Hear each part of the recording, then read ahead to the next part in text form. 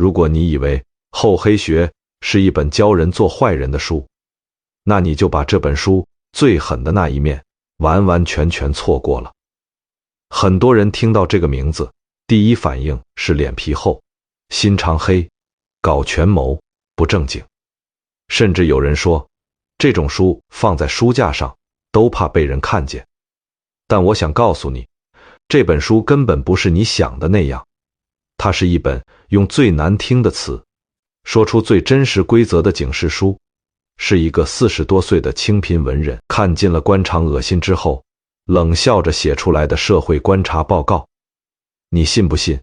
我是睡前故事会，今晚陪你读懂这本被误解了100多年的书。1912年，清朝刚刚垮掉，民国刚刚开始，整个中国是一个新旧秩序崩塌的状态，谁拳头大，谁说了算。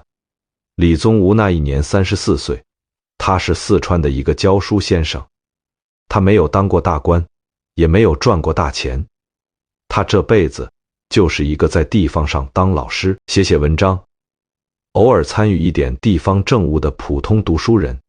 他不是权谋家，他是看权谋看腻了的人。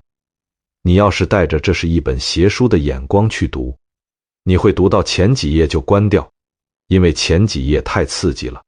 他直接说，古今成大事者，无不面厚心黑。刘备哭得人人同情，这是面厚。曹操说，宁叫我负天下人，这是心黑。项羽面不够厚，心不够黑，所以输了。你看到这里会想，这人是不是疯了？这不是反社会吗？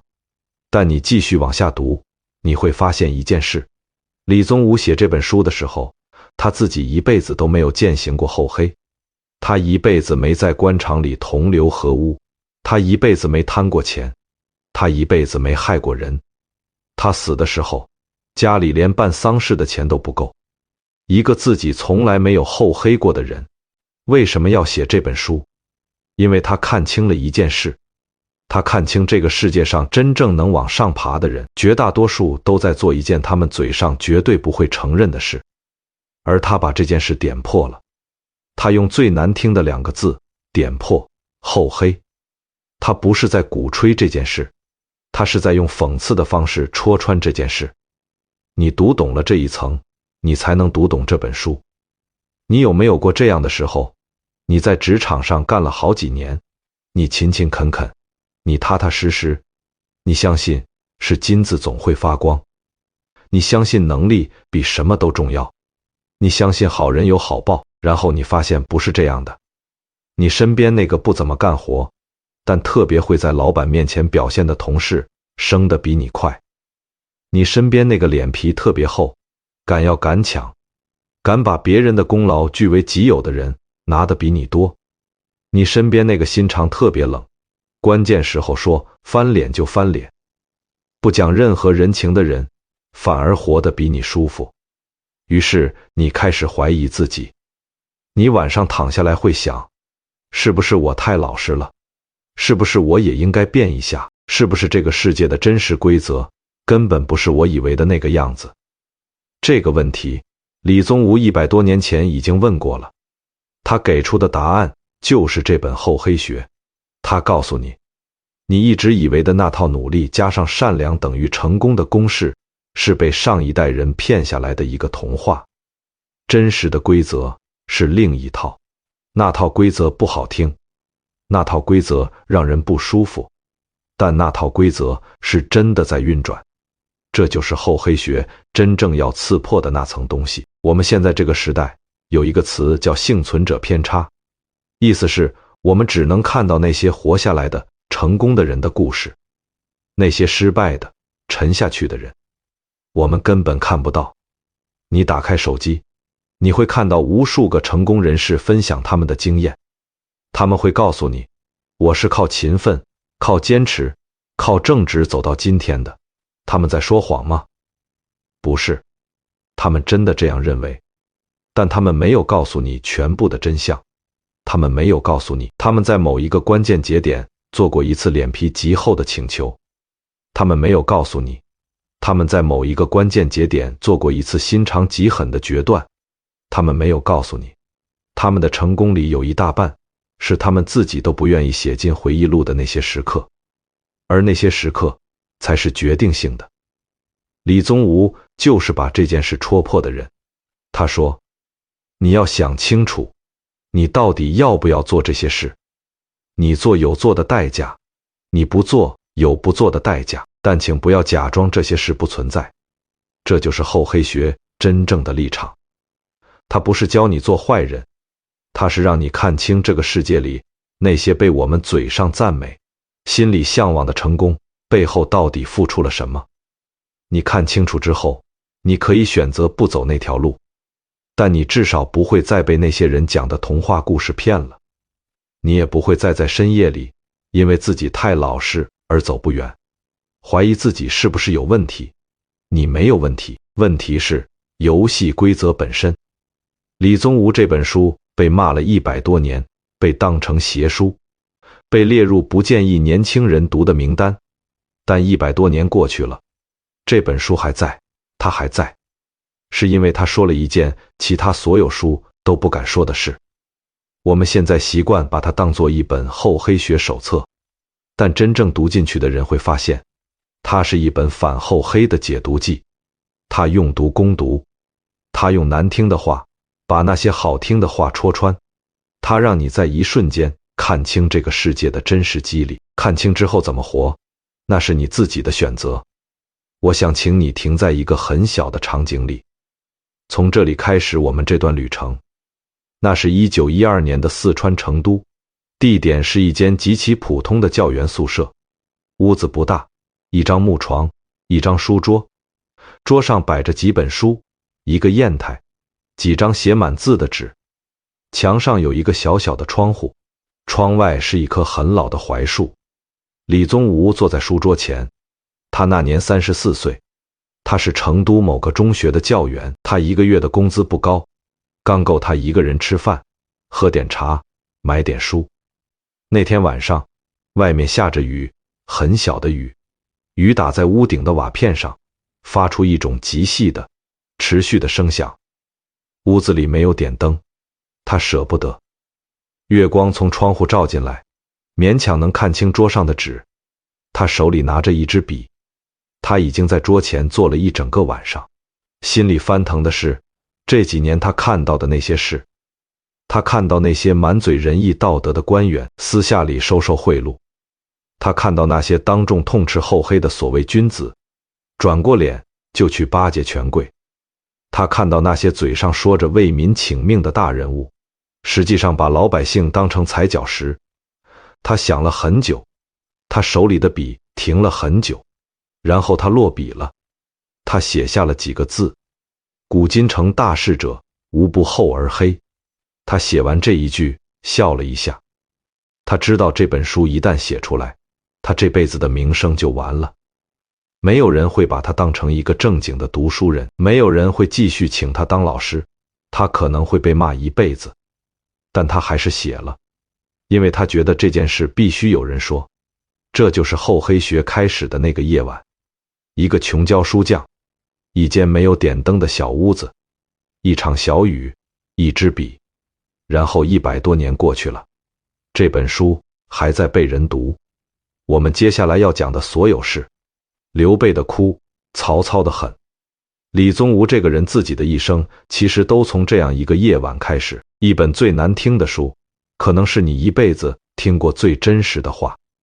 我们接下来要讲的这个人，是李宗吾在厚黑学里点名的第一个厚学大师，他叫刘备。很多人以为刘备是一个仁义的皇叔，是一个爱哭的大哥，以为他是一个靠着桃园三结义和三顾茅庐，才一步步走上历史舞台的传统英雄。这是官方版本，这是《三国演义》读下来大多数人记住的版本。如果你也是这样想的，那你就错过了李宗吾最狠的那一刀。李宗吾说，刘备这个人面皮之厚，前无古人，后无来者。他不是在骂刘备，他是在佩服刘备。他说，刘备能把厚这个字练到了一种让对手都找不到破绽的境界。我们先给刘备重新画一个档案，用李宗吾的视角，他的起点多低？他是一个卖草鞋的，他的汉室宗亲身份隔了10几代，在当时没有任何实际的政治资源。他24岁起兵，他手下只有关羽和张飞2个兄弟，他没有钱，没有兵，没有地盘，没有任何一个像样的成功筹码。他这一生投靠过谁？公孙瓒、陶谦、吕布、曹操、袁绍、刘表，6个老板。我想请你停在这个数字上。6个老板，这是一个什么概念？一个人跳槽1次，正常跳槽2次，可以理解。跳槽3次，别人要开始打问号了。跳槽4次，你的简历就会被 HR 直接筛掉。跳槽6次，没有任何一家正常公司会要这样的人。但刘备每一次被上一个老板抛弃，或者上一个老板垮掉之后，他都能立刻找到下一个愿意收留他的人。他靠的是什么？不是能力。他打仗其实打得很一般，早年他带兵经常打不过，他也没有什么特别的战略眼光。三顾茅庐之前，他连自己的地盘都守不住，也不是资源。他一辈子大部分时间都穷，他靠的就是一个字：厚。我们来看一个极其具体的场面，刘备投靠曹操，这件事本身就够让人意外的。曹操是什么人？曹操是当时全天下最大的权力集团的掌门人，他的手下谋士如云，将领如林。刘备带着他那点残兵败将去投奔曹操，按理说要么被曹操笑话，要么被曹操直接吞掉，但刘备去了，而且他去了之后，曹操居然把他当作座上宾。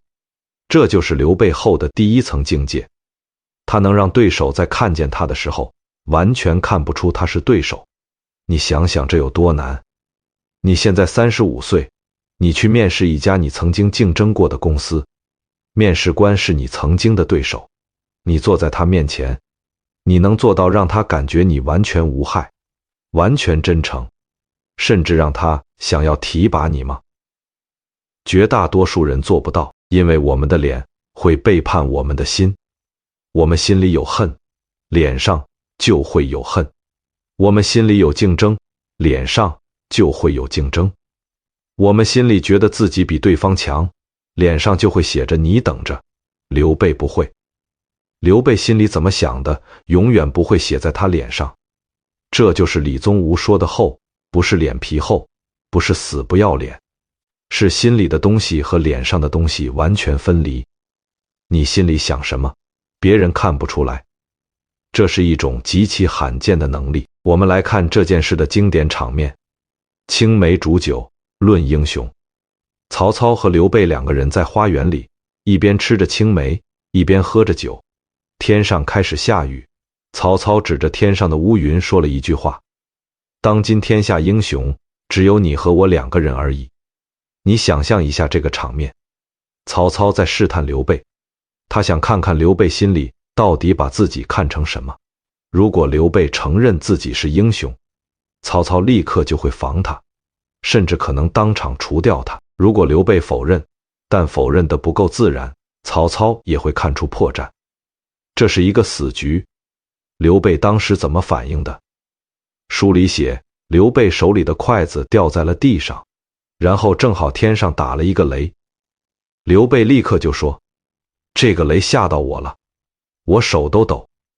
曹操大笑。曹操说：大丈夫怎么会怕雷？然后这件事就过去了。你再慢慢品这个场面，刘备那一刻心里是什么感觉？他吓坏了，他知道曹操在试探他，他知道自己这一关过不去就要出事。他的筷子是真的下掉的，还是他故意让他掉下去的？这不重要，重要的是他利用了天上那个雷，他瞬间把自己伪装成一个被雷下掉筷子的怂人。他让曹操当场觉得这个人胆子这么小，根本算不上什么威胁。从那一刻起，他成功的从曹操的对手雷达里消失了。你知道这一套动作对应的现代概念是什么吗？这叫印象管理。印象管理是一个极其精密的心理学概念，意思是一个人有意识地控制别人对自己的认知。你想让别人觉得你强，你就做某些动作；你想让别人觉得你弱，你就做另一些动作。刘备是印象管理的顶级大师，他知道自己此刻该表现成什么样子，他知道什么时候该笑，什么时候该哭，什么时候该怂，什么时候该硬。他的表情是为他的目的服务的工具。你在今天这个时代，有没有见过这样的人？你一定见过，那种在公司里谁都不得罪的人，那种在饭局上总是能把气氛带起来的人，那种在关键时刻让自己显得没那么重要，从而躲过许多明争暗斗的人。他们都是现代版的刘备。他们有一个共同特征，你永远不知道他们真实在想什么，这就是后。我们再看第二个场面，刘备摔阿斗。这个故事你一定听过。赵云在长坂坡从曹军中救出刘备的儿子阿斗，赵云浑身是血，跑到刘备面前把阿斗交给他。刘备接过阿斗，当场把阿斗摔在地上。他边摔边说：为了你这个小东西，差点损失我一员大将。赵云感动得不行，从此死心塌地跟着刘备。你注意看这个动作，如果你是一个正常的父亲，你的孩子在战场上被人九死一生救回来，你会有什么反应？你会抱住孩子，哭着感谢那个救孩子的人。刘备没有，刘备把孩子摔了。李宗吾在书里冷冷地评了一句：刘备明明心疼孩子，但他知道此刻摔孩子比抱孩子更值钱。这就是后的第二层境界，他能为了一个更大的目标，压下自己最真实的情感。一个普通人在孩子的安危面前，情感会本能的爆发。刘备不会。刘备在那一瞬间心里瞬间算了一笔账，这笔账是：如果我抱孩子，赵云只会觉得自己做了应该做的事；如果我摔孩子，赵云会觉得我把他看得比亲儿子还重。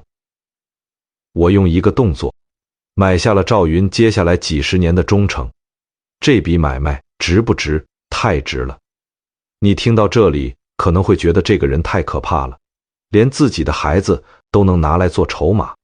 但李宗吾写这一段的时候，他没有批判，他只是冷静地说，这就是后的最高境界。你要成大事，你就必须能够压下这些最本能的情感。你不能在关键时刻被自己的心软、自己的愤怒、自己的自尊心出卖。现代心理学有一个概念叫情绪调节，意思是一个人对自己情绪的觉察、掌控、利用的能力。情绪调节能力强的人不是没有情绪，而是他们不会被情绪控制，他们会控制情绪。刘备是古代版的情绪调节大师，他不是没有情感，他心疼孩子，他真的心疼，但他不会让这份心疼打乱他的战略布局。这件事听起来很冷血，但你想一想，一个成大事的人真的能不冷血吗？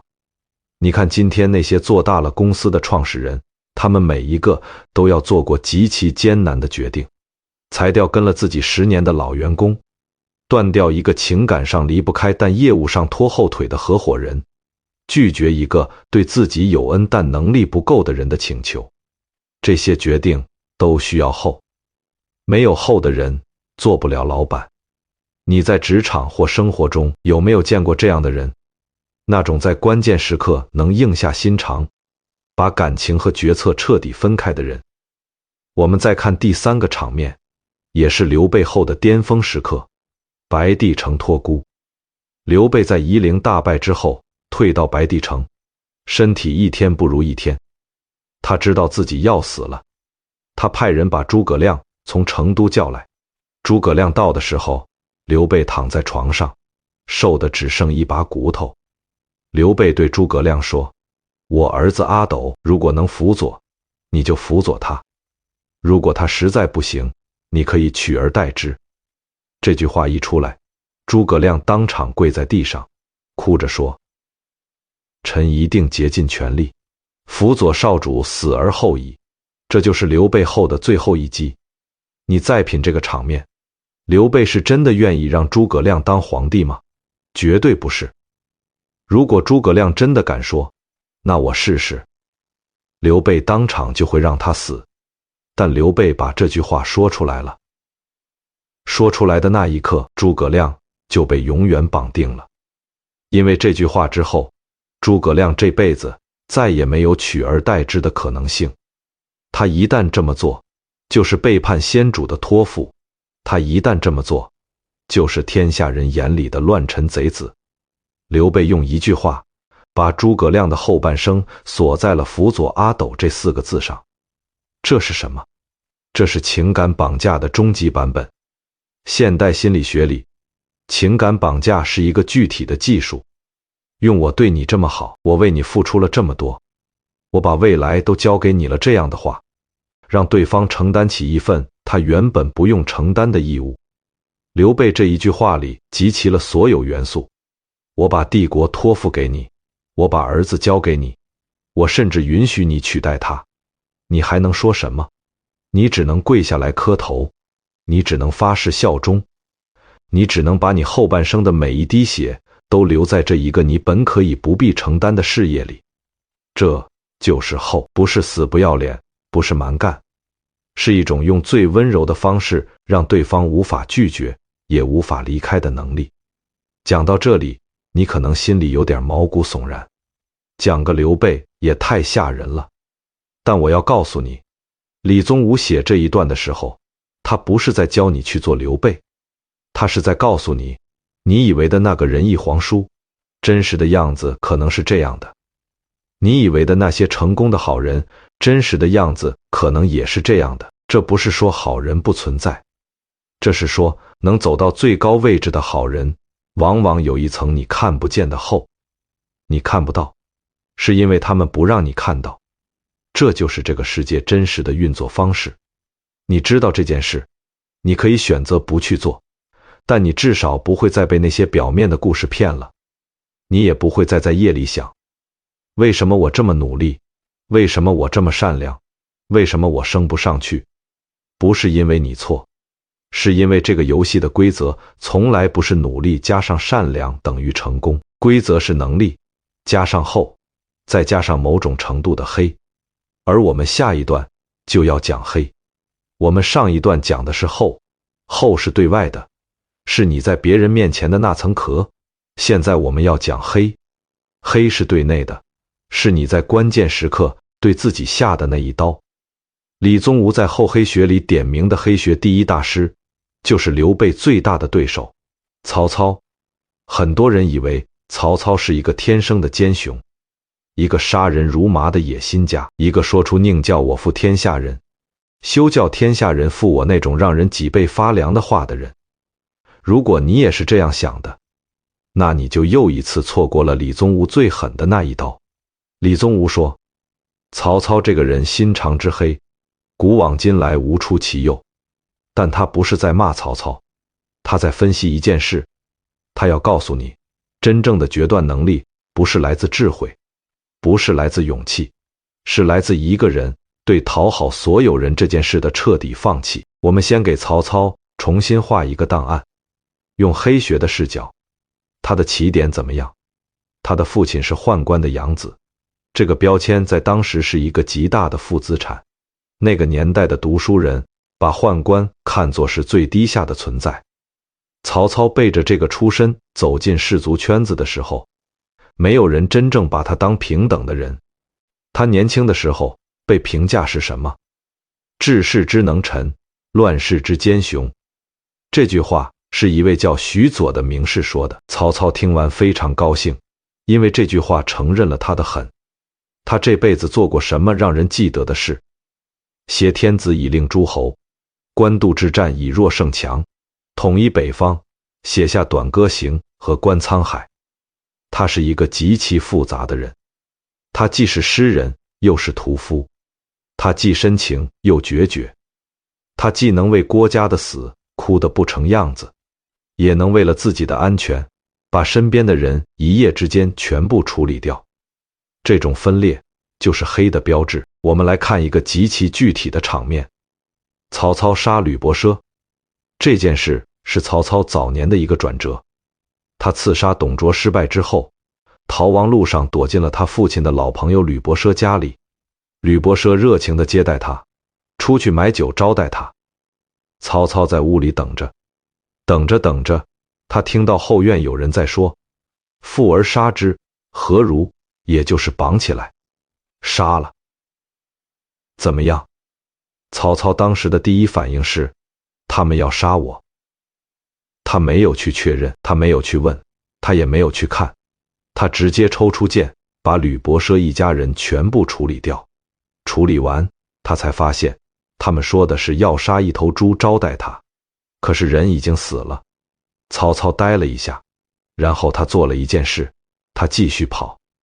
他跑到路上遇到了买酒回来的吕伯奢，吕伯奢还热情地跟他打招呼。曹操二话不说，把吕伯奢也处理掉了。他跟身边的朋友陈宫说了那句著名的话：“宁叫我负天下人，休叫天下人负我。”陈宫听完这句话，当场离开了他。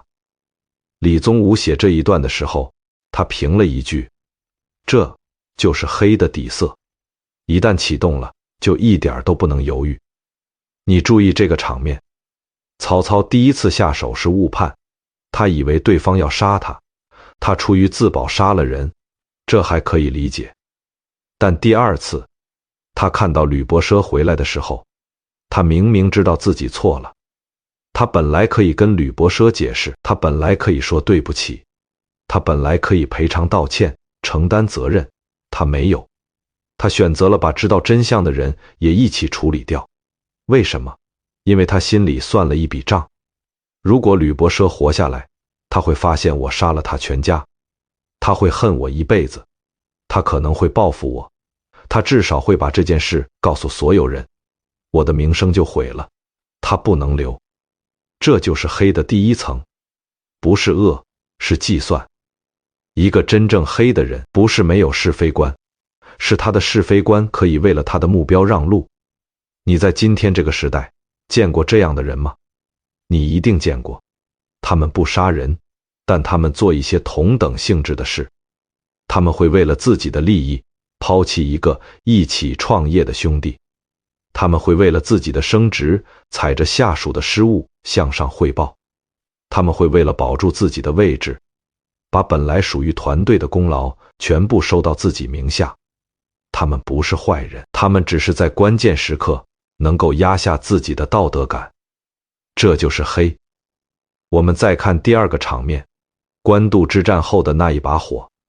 官渡之战结束，曹操缴获了一批书信，这些书信是他自己手下的人在战前偷偷写给袁绍，准备投降袁绍的投名状。他把这批信拿出来，当着所有人的面，谋士们都在等他下令。按常理，这种事必须严惩。一个组织里背叛的成本不够高，就会有更多的背叛。曹操做了一个让所有人都意外的决定，他说烧了。所有人愣在那里。曹操说，当时袁绍那么强，连我自己都担心能不能活下来，更何况其他人。这把火烧完，所有写过投降信的人瞬间变成了他最死心塌地的部下。你看这个动作看起来是仁慈的，但他背后全是计算。曹操如果追究，他能得到什么？一批被处理掉的人和一批从此害怕他的人。曹操如果烧信，他能得到什么？一批永远感激他，永远为他卖命的人。哪一种选择更划算？显然是第二种。这就是黑的第二层。他不是只会硬下手，他也会软下手。他会在需要软的时候软，在需要硬的时候硬。他的唯一标准是对我有利。一个普通人做不到这一点，因为一个普通人会被情绪控制，被冒犯了就要还手，被背叛了就要追究，被羞辱了就要报复。曹操不会，他的情绪不能影响他的决策，他只看结果，他只看账本。你在今天这个时代，能看到这种人在职场里的样子。你有没有遇到过那种你明明知道他不喜欢某个人，但他在会议上还是会帮那个人说话的领导？你有没有遇到过那种你明明看到他被下属公然顶撞，但他当场不动声色，1个月后那个下属就被悄悄调走的老板？这些人就是现代版的黑，他们不是没有情绪，他们只是把情绪和决策彻底分开了。这种分开是黑的真正精髓。我们再看第3个场面，也是厚黑学里最让人心里一紧的场面。曹操杀荀彧。荀彧是谁？荀彧是曹操最重要的谋士，他跟了曹操几十年，曹操能统一北方，荀彧的战略规划贡献了至少1半。曹操自己说过，荀彧是我的张良，这个人等于曹操的左膀右臂。但荀彧有一个立场，他一辈子认为自己是汉臣，他辅佐曹操，是因为他认为曹操能匡扶汉室，他从来不认为曹操应该称王称帝。到了曹操晚年，曹操想进一步加封自己为魏公，这是走向称帝的关键一步，所有人都支持，只有荀彧反对。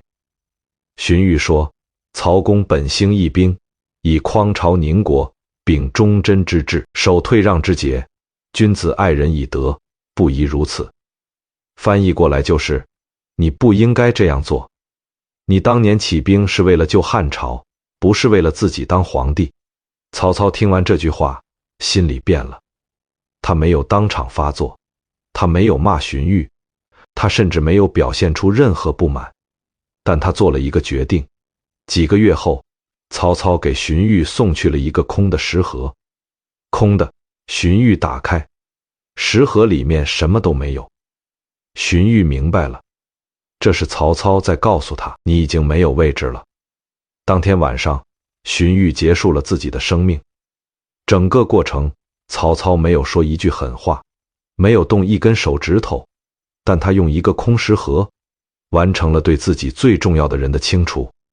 李宗吾写这一段的时候，他只用了一句话，这就是黑的最高境界：不用刀，不用剑，不用骂，不用动手，一个动作就让对方自己退场。你看这件事有多可怕？一个陪了曹操几十年的人，一个立下过汗马功劳的人，一个在曹操最困难时候都没离开的人，只因为他在一件事上和曹操意见不一致，就被这样处理掉了，没有留任何情面。为什么曹操要这样做？因为他已经决定要走称王称帝那条路。荀彧如果继续留着，他就会一直反对，他会影响其他人的看法，他甚至会成为未来某种合法性危机的导火索。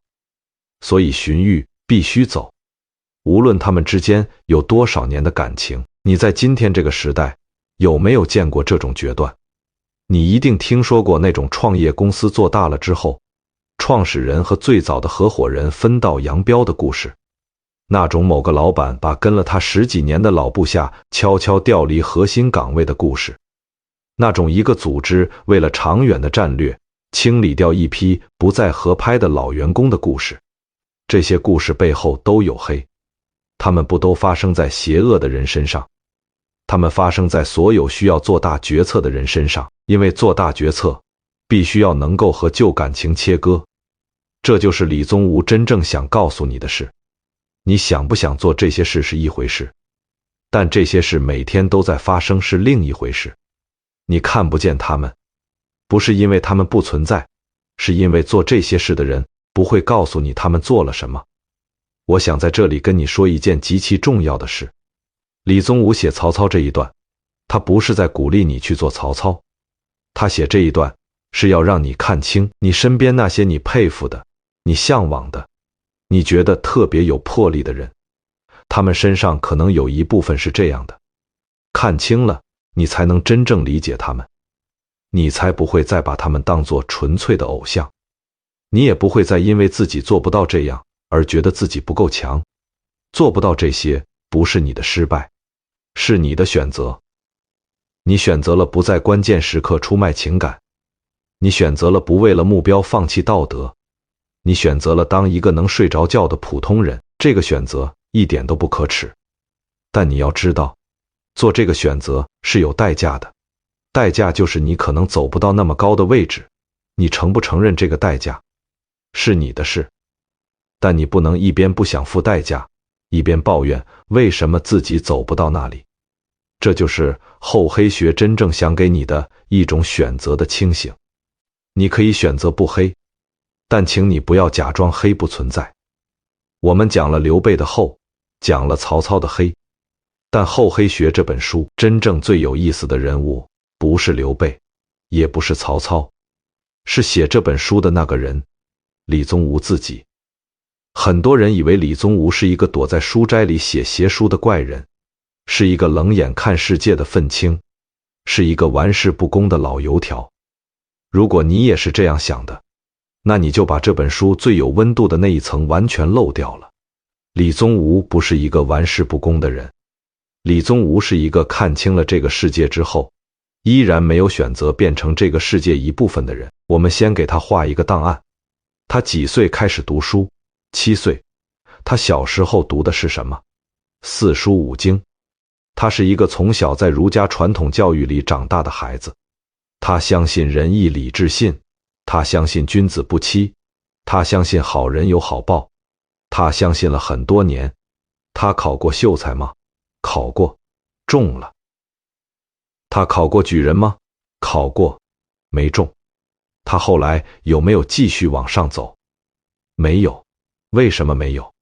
因为清朝在1905年废除了科举制度。你注意这个时间点，李宗吾那一年27岁，他这一辈子一直被教育，读书就是为了做官。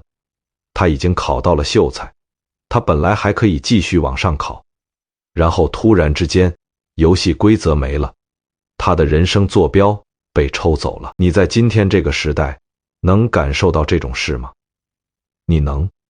你想一想，那些干了10年传统媒体，突然被互联网淘汰的记者；你想一想，那些干了10几年翻译工作，突然被 AI 替代的译者；你想一想，那些在某个行业深耕了20年，突然发现这个行业整体不行了的从业者，他们过的就是李宗吾那年过的日子。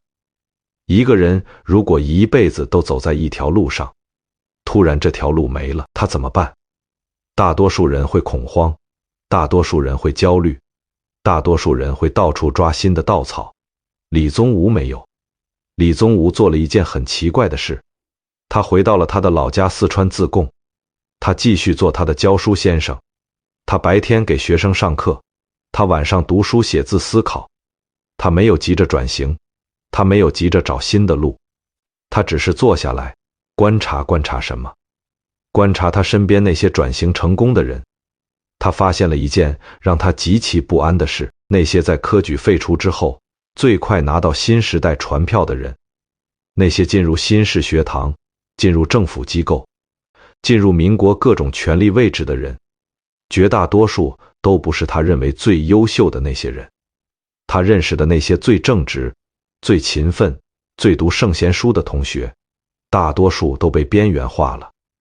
而那些当年他看不上的、脸皮厚的、心狠的、会钻营的人，一个一个都混得风生水起。这件事击垮了他的世界观，他开始怀疑他从小相信的那一套东西是不是一开始就是错的。不是他天真，他一直都不天真，但他一直以为世界虽然有黑暗面，但总体上应该是正直的人走得更远。他那几年看到的恰恰相反。现代心理学里有一个概念叫公正世界假设，意思是一个人倾向于相信这个世界是公平的，好人有好报，坏人有坏报。这种假设给人心理安全感，大多数人一辈子都需要这个假设，因为没有它，生活就太难承受了。而李宗吾那几年，他的公正世界假设塌了，他看到的是一个完全相反的世界。在这个世界里，不讲规则的人吃掉讲规则的人，能算计的人吃掉不算计的人，脸厚心黑的人吃掉正直善良的人。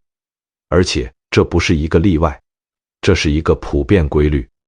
他坐在他自贡老家的那间小屋子里，他想了很久，然后他决定把这件事写出来。他的朋友劝他，这种书写出来会招骂的。他的家人劝他，这种书写出来会影响你的名声的。他的学生劝他，老师，您这样写会被人误解的。李宗吾说，没关系，我就是要让人看见。他知道这本书一出来，他这辈子的名声就毁了，没有人会把他当做一个正经的读书人，没有人会继续邀请他去做讲座，没有人会把他写进任何一本四川名人录，他都知道，但他还是写了。这是厚黑学真正最动人的那一层，它不是一本邪书，他是一个清醒的人，用自己的名声去换取说出真相的权利。我们来看他的一些生活细节，你就能理解这个人。李宗吾一辈子没有发过财，他写完《厚黑学》之后，这本书迅速传开，当时无数人读过它。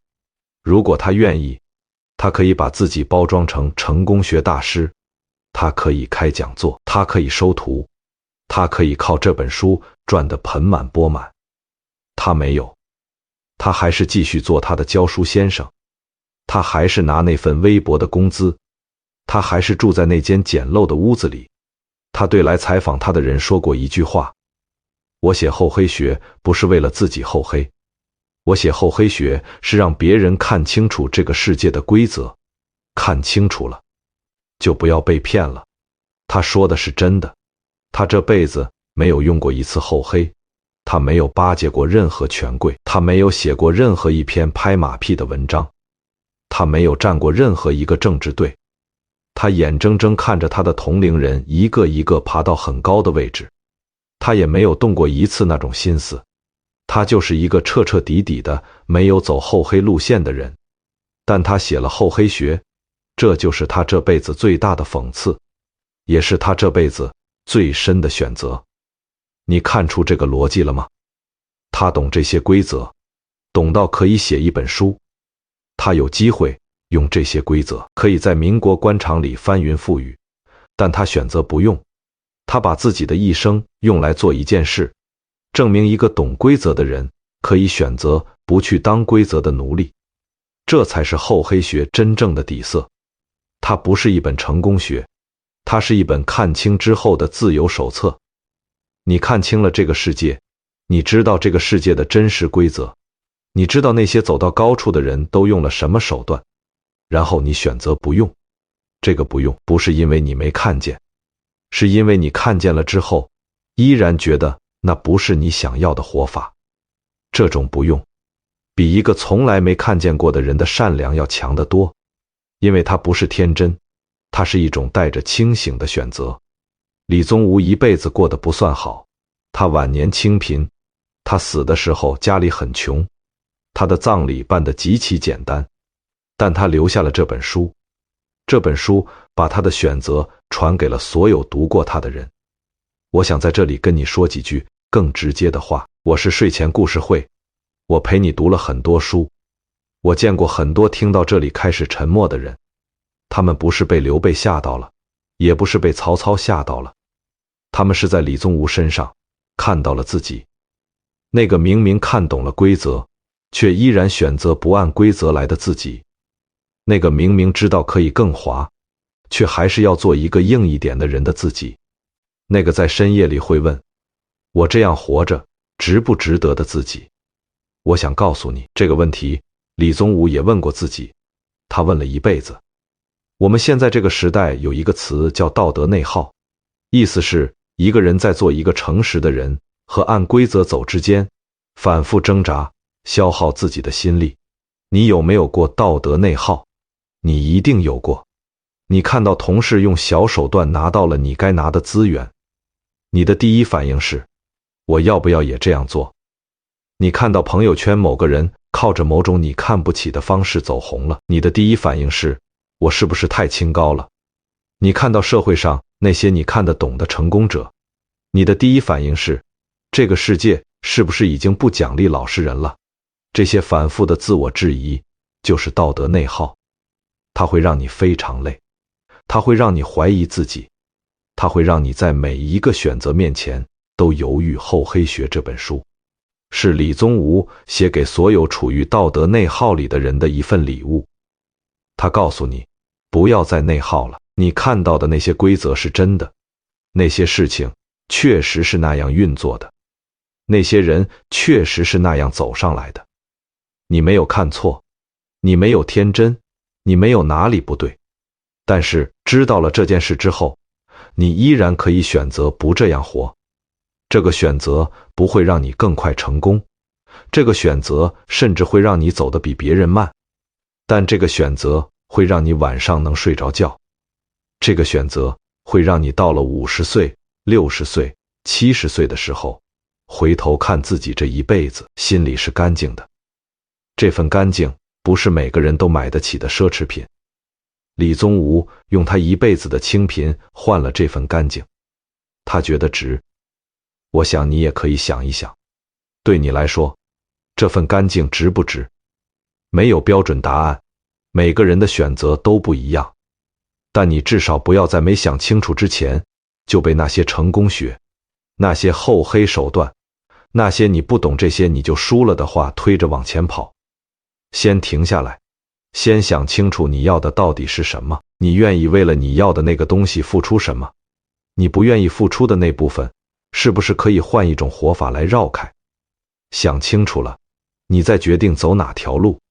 这就是李宗吾留给今天的我们的那份礼物，一份看清了之后的自由。李宗吾死于1943年，他那一年65岁，他死在重庆。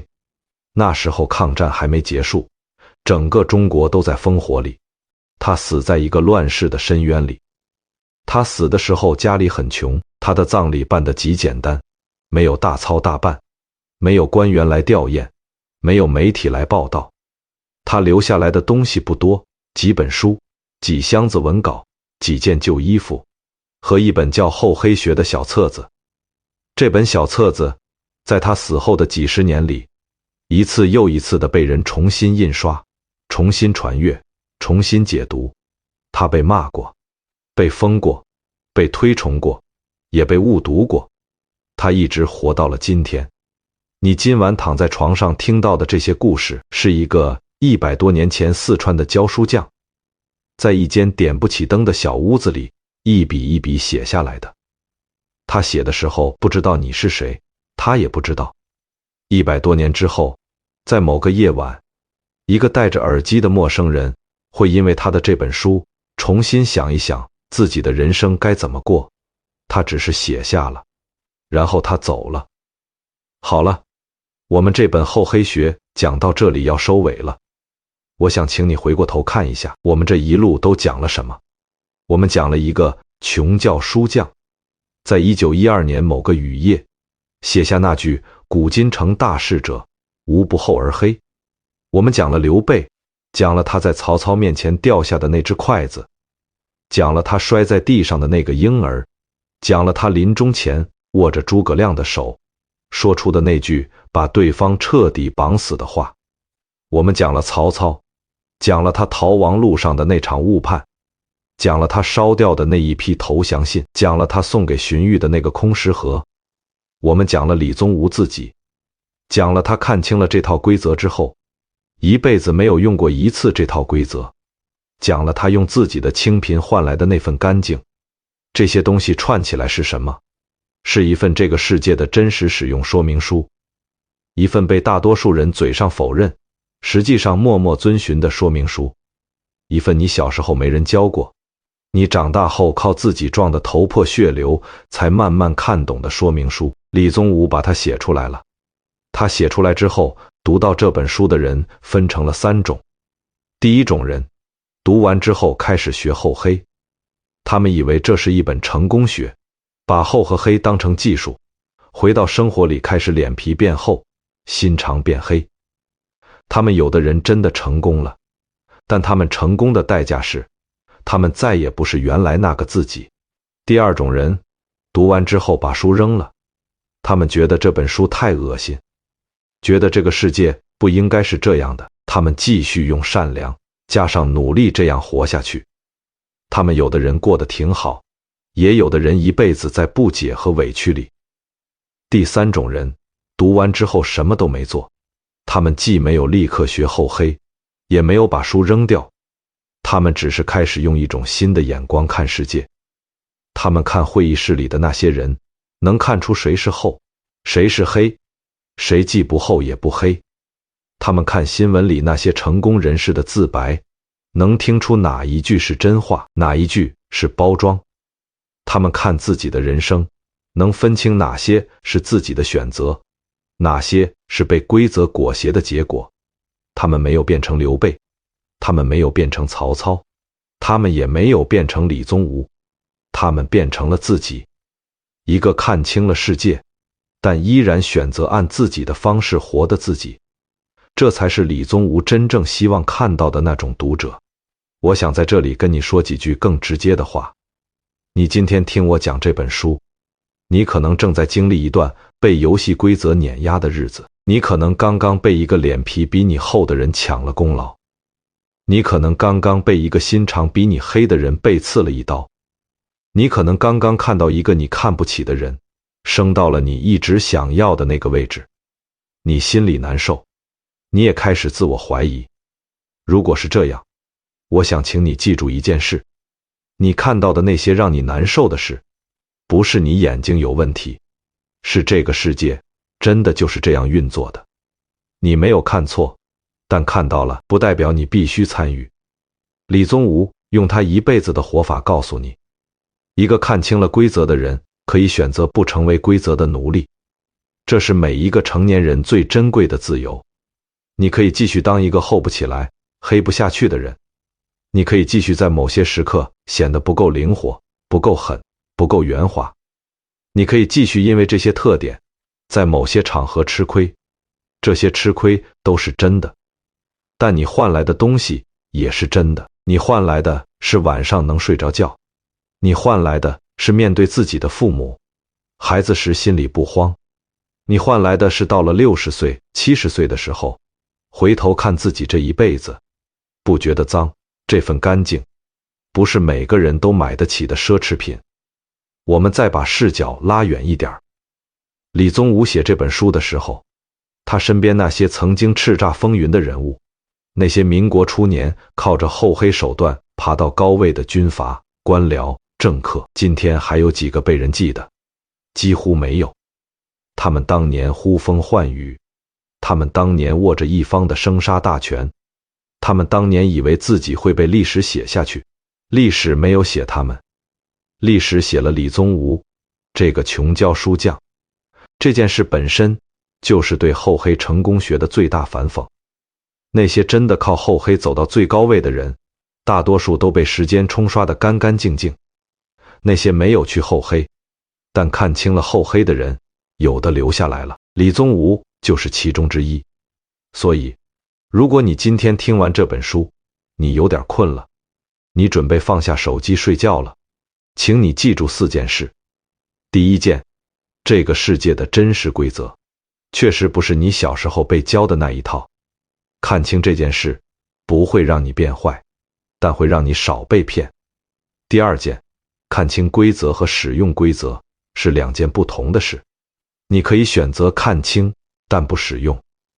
这个选择不是软弱，这个选择是一种带着清醒的自由。第三件，那些教你要厚要黑才能成大事的成功学，你要知道，他们讲的只是真相的一半，真相的另一半是，大多数走那条路的人，最后也没走多远，只是付出了他们自己没有算清楚的代价。第4件，你每天做一件没有人看见，但你知道是对的事。10年之后，你会变成一个自己认得出来的自己。这件事不需要厚，也不需要黑，它需要的是你这辈子最朴素的那份坚持。这就是这本书。一个穷教书匠，一间借住的屋子，一支笔，一盏点不起的灯，一些让整个时代都不舒服的真话。然后100多年过去了，你今晚听到了，这就够了。感谢你陪我读完这本厚黑学。100多年前的一个夜晚，有一个叫李宗吾的人在灯下写下了这些字。今晚你替他把这些字听完了，你们之间这一段长长的时间就在这个夜里合上了。看清是一种能力，选择不用是一种力量。你今晚在这2件事之间站了一会儿，这就已经很好了。今晚不用做决定，今晚只用好好睡觉。那些你白天遇到的脸厚心黑的事，明天还会在那里，但你明天会用一个更清醒的自己去面对他们。我是睡前故事会，愿你今晚睡得安稳，愿你明天醒来是新的一天。我们下一本书见。